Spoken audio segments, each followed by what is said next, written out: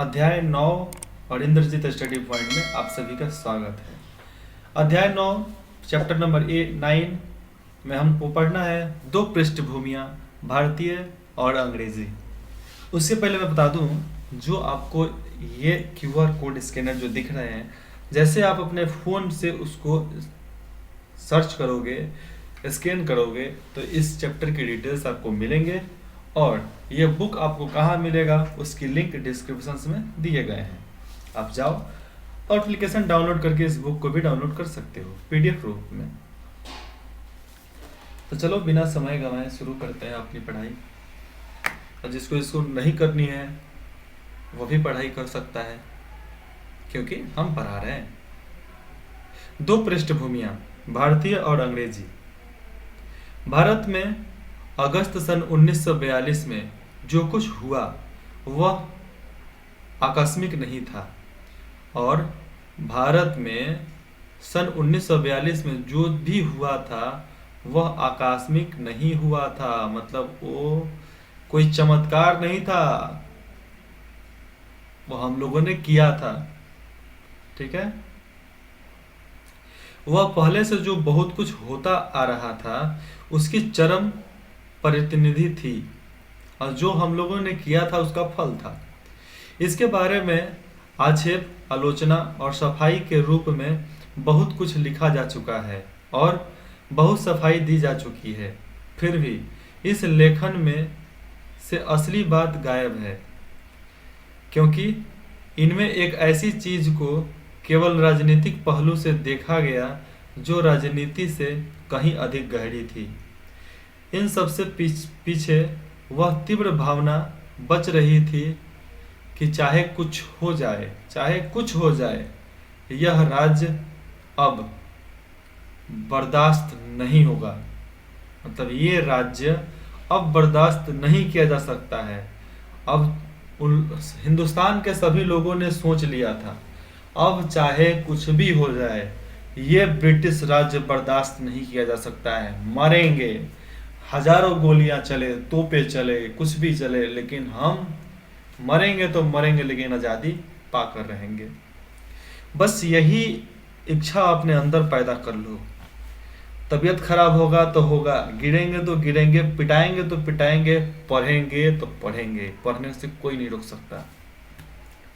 ये प्रवृत्ति होनी चाहिए अपने अंदर।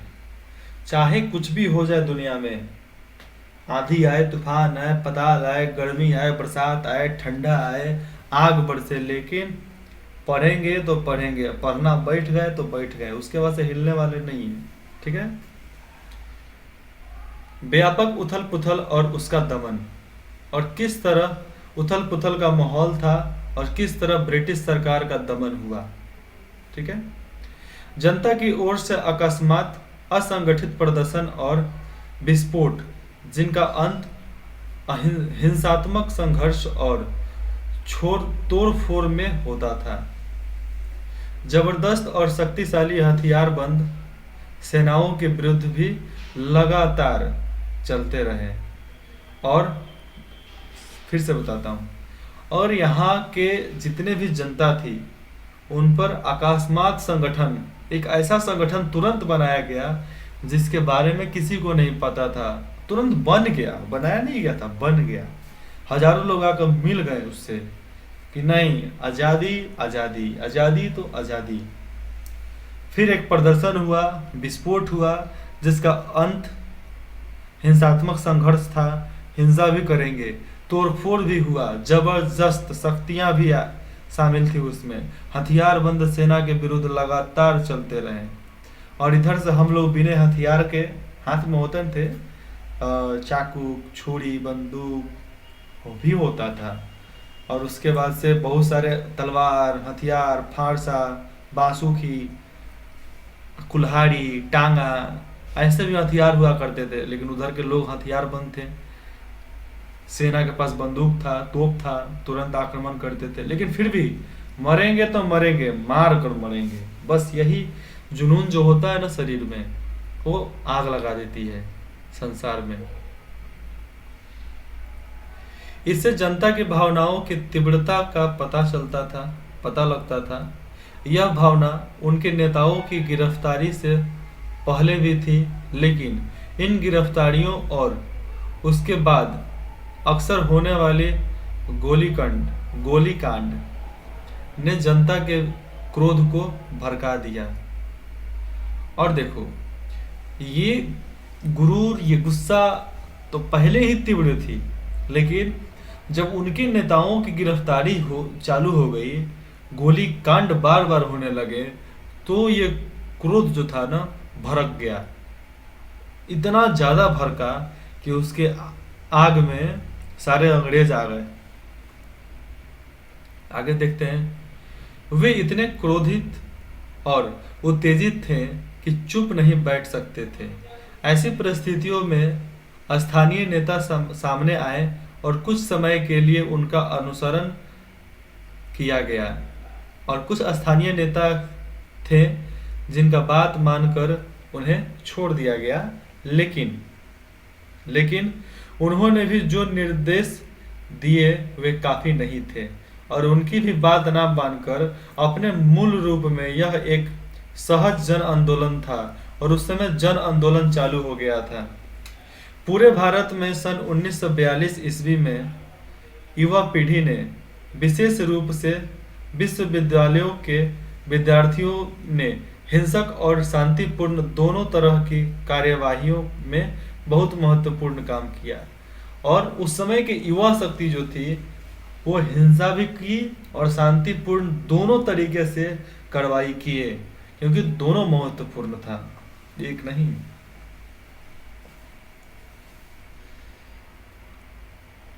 इस तरह 1857 के गदर के बाद, 1857 में जो गदर हुआ, गदर के बाद पहली बार भारत में ब्रिटिश राज्य के ढांचे को बलपूर्वक चुनौती देने के लिए, लेकिन यह बल निहत्था था। 1857 में जो कुछ भी हुआ था गदर की, लेकिन उस समय जितने लोग थे उनके पास तो निहत्था था, सब हथियार भी नहीं था। बहुत बड़ी जनसंख्या उठ खड़ी हुई, और बहुत बड़ी जनसंख्या उठ खड़ी हुई, लेकिन बिना हथियार के तुम क्या कर सकते हो? कुछ नहीं कर सकते हो। यह चुनौती महत्वपूर्ण और बेमौके थी, क्योंकि दूसरी ओर संगठित हथियारबंद सैनिक शक्ति थी, क्योंकि दूसरे तरफ तो हथियारबंद सैनिक थे, तुम चाहोगे तो भी कुछ नहीं कर सकते थे क्या? क्योंकि देखो, जहां पर शक्ति रहती है ना, जहां पर हथियार रहते हैं, वहां पर आक्रमण वहां पर गोली जो चीज है ना, बहुत खराब चीज होती है गोली, बहुत खतरनाक। जब शरीर में लगती है ना, तो एकदम स्वर्ग नर्क सब याद आ जाता है। इतने स्ट्रांग उसका दर्द होता है, इतना तेज उसका दर्द होता है। यह सैनिक शक्ति इतिहास में पहले किसी अवसर की तुलना में कहीं अधिक थी। उस भीड़ ने न तो इस द्वंद्व को तैयारी, मतलब इस युद्ध को ना ही कोई तैयार किया था, और न ही इसके लिए समय का चुनाव खुद किया था, जिसकी तैयारी ही की थी और उसका समय का चुनाव खुद ही किया गया था, दूसरे किसी ने नहीं किया था। ठीक है। इस स्थिति, मतलब यह स्थिति उनके सामने अनजाने ही आ गई थी। तत्कालिक प्रतिक्रिया के रूप में भले ही वह प्रतिक्रिया नासमझी से भरी यह गलती रही हो, और उस समय प्रतिक्रिया ही ऐसा था कि उसमें जो किया गया वो नासमझी भी हो सकती है, गलत भी हो सकता है, लेकिन उससे भारत की स्वतंत्रता के लिए उन्होंने अपने प्रेम और विदेशी शासन के विरुद्ध अपनी घृणा को प्रकट किया। लेकिन कुछ भी हो, आज़ादी के लिए उन्होंने प्रेम और विदेशी शासन के विरुद्ध, और प्रेम किस चीज से, बहुत लोग उनके अंडर काम करते थे, तो पैसे से मोहब्बत किसको नहीं होती है? हर किसी को पैसे से मोहब्बत होती है, नहीं होगा तो खाएगा क्या? प्रेम और विदेशी शासन के विरुद्ध अपनी घृणा प्रकट की, उसके बाद सन 1942 के दंगों में पुलिस और सेना की गोलीबारी से मारे गए और घायल हुए लोगों की संख्या के अनुमानित सरकारी आंकड़े के अनुसार 1028 मारे गए और 3200 घायल हुए। 1028 मारे गए और 3200 घायल हुए। जनता के अंदाजे के अनुसार मृतकों की संख्या 25,000 कही जाती है और जनता का अनुमान लगा तो 25,000 लोग मारे गए थे, पर यह संख्या भी संभवतः अंतर्गित, मतलब यह भी कोई जरूरी नहीं है, अतिरंजित है, मतलब ये अनुमान लगाया गया है। शायद 10,000 की संख्या ज्यादा कहीं होगी और कहीं 10,000 की संख्या ज्यादा कहीं होगी, मतलब 15 से 25,000 के बीच में लोग मरे थे। जो गोलीबारी पुलिसों के बीच में हुआ था दंगा में, जो पुलिस सैनिक गोलीबारी किए थे उसमें इतने लोग मारे गए थे। यह असाधारण बात थी कि जैसे बहुत से शहरी और ग्रामीण क्षेत्रों में ब्रिटिश शासन खत्म हो गया और उन हिस्सों पर दोबारा विजय पाने में उसे कई दिन और कई हफ्ते लग गए। और 1857 में जो दंगा हुआ उसमें मतलब जितने भी गांव वाले एरिया थे उसमें तो सब लोगों ने अंग्रेजों को मार डाला था, जिंदा ही नहीं छोड़ा था। जो भाग गए, जो बच गए वो मारे गए। जिन पर कब्जा करना तो फिर उनको हफ्तों हफ्तों लग गए उस पर फिर से कब्जा करने में। ऐसे विशेष रूप से बिहार में बंगाल के मदीनापुर जिला बिहार में हुआ। बंगाल के मदीनापुर जिला में भी बहुत दिक्कत हुए। संयुक्त प्रांत मतलब उत्तर प्रदेश के दक्षिण पूर्वी जिले, दक्षिण और पूर्व के जिले में हुआ। बहुत कठिन हुआ था उनको कब्जा करना फिर से अंग्रेजों को।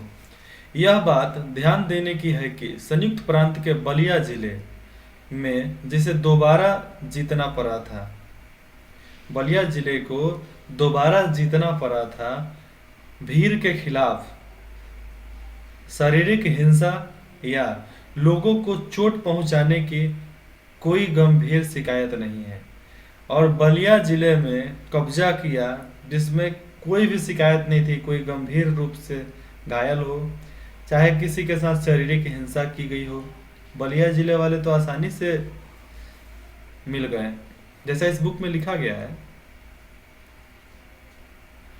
और बलिया और सारण जिला, सारण से बिहार का एक सारण जो जिला है वहाँ से बलिया जाना बहुत आसान है, क्योंकि सारण से छपरा आओ जहाँ पे हेडक्वार्टर है, हेडक्वार्टर से तुम रोड पकड़ो और डायरेक्ट जा सकते हो बलिया। तो बलिया के लोगों पर कब्जा करने में थोड़ी सी भी समय नहीं लगा था। ठीक है। भारत की बीमारी अकाल, और उस समय भारत में बीमारी थी अकाल पड़ जाना। अकाल उस समय बहुत ज्यादा दिक्कत होता था जब लोग को खाने के लिए कुछ नहीं होता था, ना अनाज ना खाने के लिए कुछ भी। भारत बहुत बीमार था, तन और मन दोनों से। जबकि लड़ाई में कुछ लोग बहुत फूले फले थे, दूसरों पर बोझ चरम सीमा तक पहुंच गया था और इसकी भयानक स्मृति दिलाने के लिए अकाल पड़ा। और ये भयानक याद दिलाने के लिए स्मृति जो थी, यादें, अकाल पड़ा। दूर दूर तक विस्तृत अकाल जिसका प्रभाव बंगाल और पूर्वी और तथा दक्षिण भारत पर पड़ा। समझ लो कि पूरे हिंदुस्तान पर भी अकाल का आक्रमण हुआ। अकाल, बारिश बंद, बहुत गोली बारूद चालू, खाने के, देखो मिट्टी ठीक होती थी, तुम्हारे पास कुछ रहेगा तब न बोओगे। तुम्हारे पास खाने को नहीं है, तुम उगाओगे क्या? सबसे जरूरी है खाने का दिक्कत। तो खाने के लिए देखो क्या किया गया। ब्रिटिश ब्रिटिश शासन के पिछले 170 वर्ष में यह सबसे बड़ा और विनाशकारी था। इसकी तुलना 1766 ईसा से 1770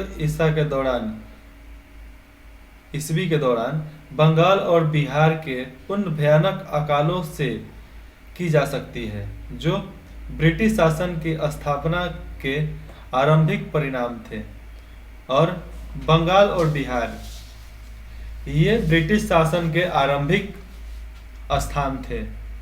स्थापना हुआ था मतलब ब्रिटिश सरकार बिहार और बंगाल से ही ज़्यादा फले फूले, और बिहार और बंगाल में नील की खेती करवाते थे अंग्रेज लोग। नील की खेती, गांजा की खेती उस समय होती थी। तो उससे दिक्कत क्या होता था कि लोग की जमीन बंजर हो जाएगी, लोग अनाज बोएंगे तब ना अनाज खाएंगे। तो अनाज तो सब अंग्रेज देते थे लाकर, चाहे वो देश के बाहर से दें चाहे देश से इधर से लेकर उधर दिया जाए वैसे। तो उस समय लोग केवल जो बोएंगे वो तो खा नहीं सकते थे। अब अंग्रेज लोग देना बंद कर दिए तो अकाल पड़ गया, खाने में दिक्कत, जमीन सूखा हो गया। इसके बाद महामारी फैली। अब अकाल तो था ही, उसके बाद महामारी भी फैली। इसके बाद महामारी फैली, विशेषकर हैजा, मलेरिया। हैजा और मलेरिया ऐसा बीमारी था कि एक बार हो गया ना तो तुम तो मरोगे, तुम्हारे साथ पूरे गांव मरेंगे। जिसको होता था वो तो मरता ही था, लेकिन पूरे गांव भी साफ हो जाते थे। छुआछूत बीमारी समझ लो। मलेरिया मच्छर काटने से होता था जिसका इलाज ही नहीं था उस समय, लेकिन अब मलेरिया और हैजा दोनों का इलाज है। अरे हम लोग कोरोना के इलाज ढूंढ लिए तो ये मलेरिया हैजा किस खेत की मूली है। वह दूसरे सूबों में भी फैल गई और आज भी हजारों की संख्या में लोग इसके शिकार हो रहे हैं। देखो मलेरिया के शिकार तो बहुत लोग हैं लेकिन ठीक हो जाते हैं। हैजा 3 दिन का ही बीमारी होता है, 3 दिन में तुमको साफ कर देगा। हैजा का इलाज अगर 3 दिन के अंदर नहीं किया गया समझ लो इंसान खत्म। इसलिए सबसे ज्यादा जरूरी है जिसको भी बीमारी हो तुरंत डॉक्टर के पास जाओ, कंसल्ट करो। अच्छे डॉक्टर, झोला छाप डॉक्टर के पास मत जाओ, तुरंत ठीक हो जाओगे। इस अकाल ने ऊपर के थोड़े से लोगों की खुशहाली के झीने, औरन के नीचे भारत की जो तस्वीर थी, अब जो ऊपर के लोग थे उसके नीचे भारत की जो तस्वीर थी उसे उघाड़ कर रख दिया। मतलब जिसे उखाड़ कर रख दिया, मतलब उसको तहस नहस कर दिया। यह तस्वीर ब्रिटिश शासन की बदहाली और बदसूरती की तस्वीर थी, और ये ब्रिटिश शासन के बदहाली और बदसूरती का तस्वीर है। भूखमरी, अकाल, हैजा, मलेरिया। जब यह सब घटित हो रहा था और कलकत्ता, जिसको आज कोलकाता बोलते हैं, कलकत्ता की सड़कों पर लाशें बिछी थी। कलकत्ता के ऊपरी तबके के 10,000 लोगों के सामाजिक जीवन में कोई परिवर्तन नहीं आया था। नाच गाने और दावतों में विलासिता का प्रदर्शन हो रहा था और जीवन उल्लास से भरा था। मरने वाले तो मरते थे, क्योंकि मरते कौन है? आम लोग। आम लोग ही मरते हैं, दूसरा कोई नहीं मरता है। भुखमरी से एक आम इंसान ही मर सकता है, एक अमीर नहीं मर सकता है। हैजा से एक आम इंसान मर सकता है, एक अमीर नहीं मर सकता है। मलेरिया से एक आम इंसान मर सकता है लेकिन अमीर नहीं मर सकता है। अकाल से आम आदमी मर सकता है, फांसी लगा सकता है, लेकिन एक अमीर नहीं लगा सकता है। तो ये कड़वा सच है। और अमीर लोग जो भी थे वो लोग तो एकदम प्रफुल्लित प्रसन्न थे, नाच गाने हो रहे थे, दावतें हो रही थी और अंग प्रदर्शन हो रहे थे और उनकी जीवन एकदम उल्लास से भरा हुआ था, खुशी खुशी जी रहे थे अपने आप को। अक्सर कहा जाता है कि भारत अंतर विरोधी का देश है। अंतर विरोधी का देश है मतलब अपने अपने बीच में ही लड़ाई झगड़ा, ऐसे देश है। कुछ लोग बहुत धनवान हैं और बहुत से लोग निर्धन हैं, ये तो बात मानते हैं। बहुत से लोग अमीर हैं तो बहुत से लोग गरीब हैं। यहाँ आधुनिकता भी है और मध्य युगनिकता भी। यहाँ पर अच्छे भी मतलब यहाँ पर आधुनिक ऐसे ऐसे उच्च चीज है, ऐसे ऐसे उच्च विचार हैं, लेकिन कुछ मध्य युगनिता, कुछ ऐसे ही विचार है जिसको सुनने में अच्छा नहीं है। यहाँ शासक है और शक्ति शासित है। देखो, यहाँ शासक और शासित है, ब्रिटिश है और भारतीय है। मतलब यहाँ पर शासक है राजा, शासित है प्रजा, ब्रिटिश है और भारतीय जनता। ठीक है। ये अंतर विरोधी सन 1943 के उत्तरार्ध में अकाल के उन भयंकर दिनों में जैसे कलकत्ता शहर में दिखाई पड़े, वैसे पहले कभी नजर नहीं आए थे। और जैसा अकाल कलकत्ता में पहले पड़ा, वैसा अकाल तो कभी नहीं आया था। अकाल की गहरी वजह थी बुनियादी नीति में थी, और अकाल की पहली वजह थी जिसका नाम है बुनियादी नीति। बुनियादी नीति में ही अकाल हो गया, जो भारत को दिनों दिन गरीब बनाती जा रही थी। अंग्रेज बुनियादी नीति क्या थी? हिंदुस्तान के माल लूटो और लंदन भेजो। हिंदुस्तान की जनता को लूटो और लंदन भेजो। आज लंदन वाले इतने अमीर हैं क्योंकि वो सब हमारे टुकड़ों पर पलते हैं। और टुकड़ों पर कौन पलते हैं? कुत्ते। आज वो जितने भी ठाट बाट से रहते हैं वो हमारे ही रुपयों से रहते हैं। ये जान लो बच्चों आप, क्योंकि उनकी बुनियादी नीति ही थी केवल खाना दो, पैसा मत दो, काम कराओ। जो हिंदुस्तान को, भारत को दिनों दिन गरीब बनाते चला गया, जिसके कारण लाखों लोग भूखमरी का जीवन जी रहे थे। तुम जो अभी पढ़ रहे हो अभी, अगर तुम्ही को 2 वक्त खाना दिया जाए, सुबह और शाम, कैसा लगेगा? तुम्हारे मम्मी पापा दिन भर इतने काम करते हैं, तब वो पैसा कमाते हैं, तो भी वो दिन में 3 से 4 बार खाते हैं। ठीक है। सुबह नाश्ता हो गया, दोपहर में लंच हो गया, शाम को फिर नाश्ता हुआ और रात को खाना। 4 टाइम हुआ ना। तुम बच्चों सुबह नाश्ता करते हो, दोपहर में लंच करते हो, शाम को आते हो स्कूल से तो खाते हो, रात को खाते हो। और उस समय केवल 2 वक्त का खाना दिया जाता था। अब अभी क्या? दाल रोटी, दाल भात, दाल चावल। तो उसमें क्या गुजारा होगा? कुछ नहीं होगा ना। बस शरीर को चलाने भर खाना दिया जाता था। जो खाना दिया जाता था, आज वो खाना दिया जाता तुम नहीं खाओगे। घर छोड़ दोगे लेकिन खाना जल्दी नहीं खाओगे। ऐसा तो हाल था उस समय। आज तुम अपने आप पर घमंड करो कि हम इस दिन में हैं, हम इस युग में हैं। और इतना घमंड मत कर लेना कि हमारे पास सब कुछ है। तुम्हारे पास कुछ नहीं है। इंसान कुछ लिए बिना आया था और कुछ लिए बिना ही जाएगा। इसलिए टेंशन तो लेना ही नहीं कि तुम्हारे पास बहुत कुछ है। भारत में ब्रिटिश शासन पर बंगाल की भयंकर बर्बादी ने ओडिशा, मालाबार एवं दूसरे स्थानों पर पड़ने वाले अकाल ने आखिरी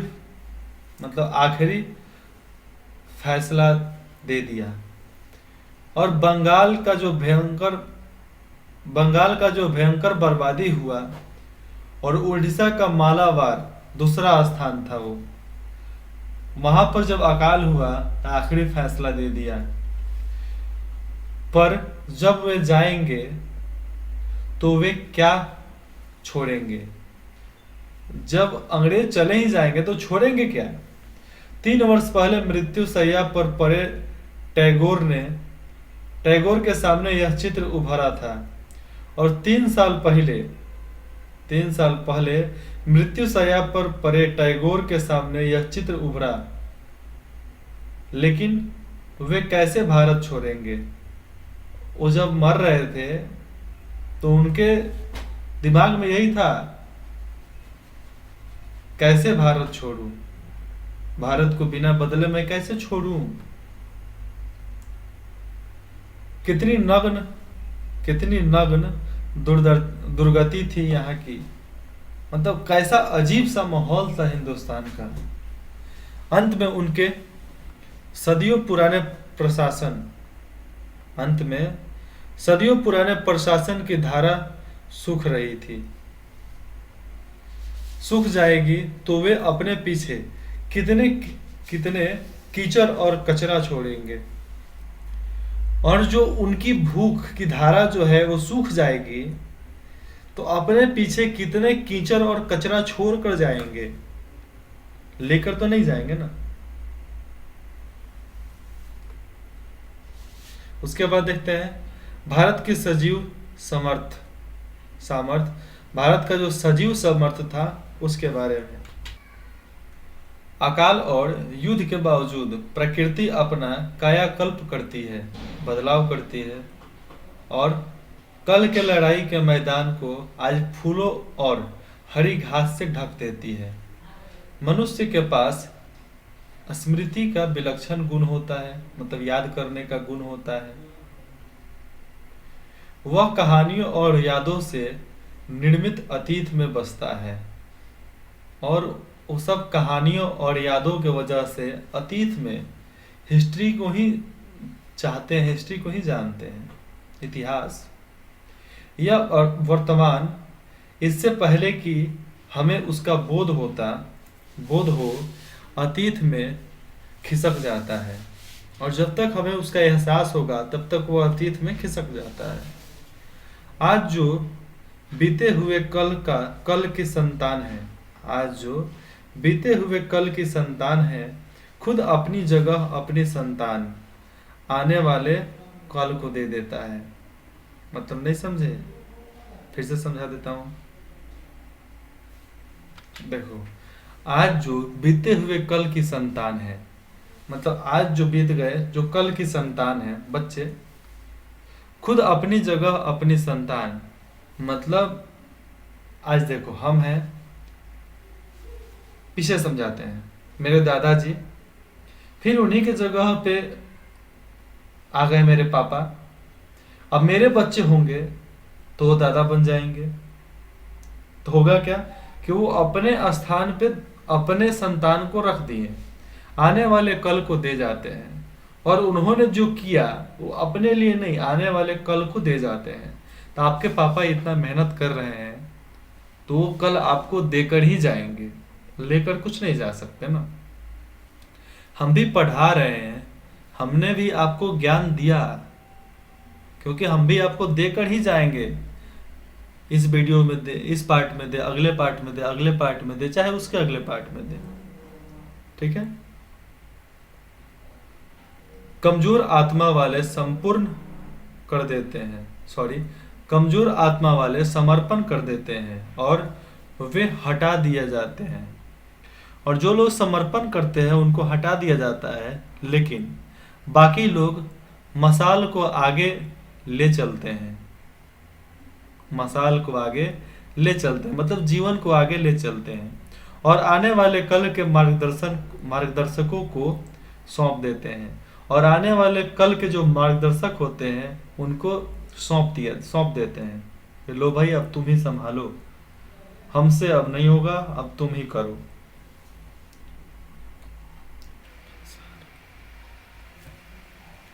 अब आगे की है उपसंहार। भारत की खोज मैंने क्या खोजा, क्या पाया, यह कल्पना करना कि मैं उसका पर्दा हटाकर यह देख सकूंगा कि वह अपने वर्तमान रूप में क्या है और उसका लंबा अतीत क्या रहा होगा। मेरी अंध मेरी मेरी अंधकार चेष्टा थी। भारत एक भौगोलिक और आर्थिक सत्ता है। उसकी भिन्नता में सांस्कृतिक एकता है। यह विरोधों का एक ऐसा पुंज है जो मजबूत और अदृश्य सूत्र से बंधा है। बार बार आक्रमण के बावजूद उसकी आत्मा कभी जीती नहीं जा सकी, और आज भी जब वह एक अहंकारी विजेता का खिलौना मालूम होता है, वह अपराजय है। एक युग के बाद दूसरे युग में उसने महान स्त्री पुरुष को जन्म दिया जो पुरानी परंपरा को लेकर चले हैं और उससे बदलते हुए समय के अनुरूप ढालते भी रहे हैं। उस महान परंपरा में रविंद्रनाथ टैगोर हुए, जो आधुनिक युग की प्रकृति और प्रवृत्तियों से सराबोर थे, लेकिन उनकी नींव भारत के अतीत में थी। ऐसा लगता है जैसे पुराना जादू अब टूट रहा है, जो पुराना जादू है टूट रहा है, और वह भारत चारों ओर देखता हुआ वर्तमान के प्रति जागरूक हो रहा है। उसमें परिवर्तन होगा और यह परिवर्तन जरूरी है।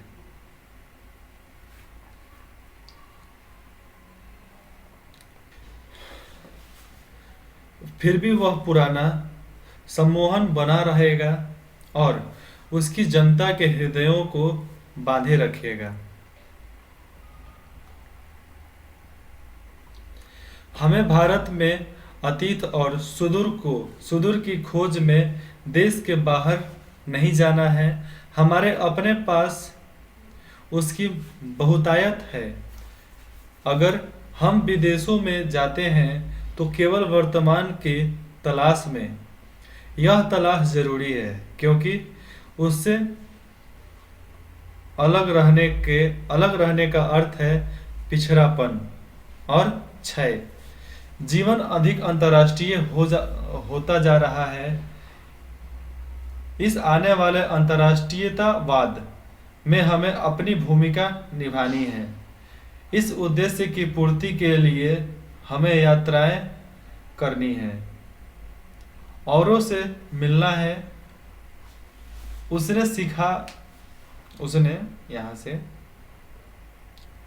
उसे सीखना है और उन्हें समझना है। लेकिन सच्ची अंतर्राष्ट्रीयता कोई ऐसी हवाई चीज नहीं है जिसकी न कोई बुनियाद हो और न लंगरगाह जहाज को रोकने के लिए होता है। उस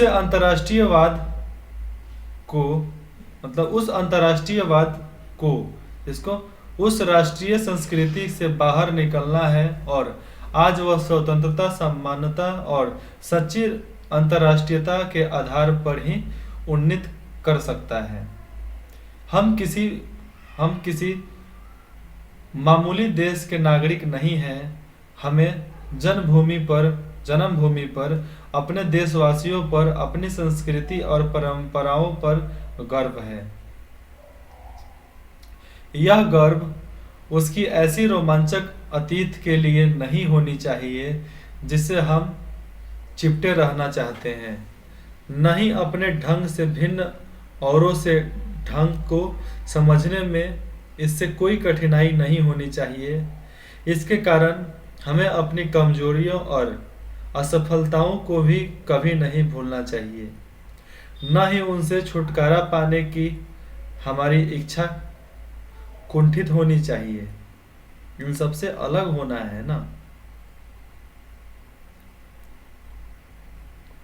इससे पहले कि हम मानवीय सभ्यता और प्रगति की गाड़ी में औरों के साथ अपनी सही जगह ले सके, हमें अपनी बहुत लंबे सफर तय करना है और बहुत सी कमी को पूरा करना है। हमें जल्दी करनी है क्योंकि हमारे पास समय सीमित है और दुनिया की गिरफ्तार दुनिया की रफ्तार लगातार तेजी से बढ़ती जा रही है। दुनिया की जो रफ्तार है बहुत तेजी से आगे बढ़ रही है। अतीत में भारत दूसरे संस्कृतियों का स्वागत करके उन्हें आत्मसात कर लेता था और दूसरे संस्कृति को स्वागत करके आत्मसात मिला लेता था। आज इस बात की कहीं अधिक आवश्यकता है कि दूसरे समाज को अपने आप में मिलाओ, क्योंकि हम भविष्य की उस एक दुनिया की तरफ बढ़ रहे हैं जहां राष्ट्रीय संस्कृति मानव जाति की अंतर्राष्ट्रीय संस्कृति में घुल मिल जाएगी। बताओ, 1942 में वैसा लिख दिया गया था। हमें जहां भी समझदारी, ज्ञान, मित्रता, सहयोग मिलेगा हम वहीं उसकी तलाश करेंगे और हम सामूहिक कामों में सबके साथ सहयोग करेंगे, लेकिन हम दूसरों की कृपा और सहारे के प्रार्थी नहीं हैं। इस तरह हम सच्चे भारतीय और एशियाई होंगे और साथ ही अच्छे अंतर्राष्ट्रीयवादी और विश्व नागरिक होंगे। तो ये पंडित जवाहरलाल नेहरू का कहना था। ठीक है, जो पढ़ने योग्य है, याद करने योग्य है। भाषण और स्पीच के लिए तो बहुत ज़्यादा ज़रूरी है। तो यहाँ पर हमारा ये भारत की खोज बुक जो है ख़त्म होता है। अब दूसरे पुस्तक पढ़ेंगे हम क्लास 8 के। आपको पढ़ना है तो लिंक डिस्क्रिप्शन में दिए गए हैं, आप जाओ जाकर पढ़ सकते हो। ओके, जिस तरह आप सभी ने मन लगाकर इस बुक को पढ़ा, इस पुस्तक को पढ़ा, मैं आशा करता हूं कि आप हमारे इस चैनल पे दूसरे बुक को भी इतने ही मन और निस्वार्थ भाव से पढ़ेंगे।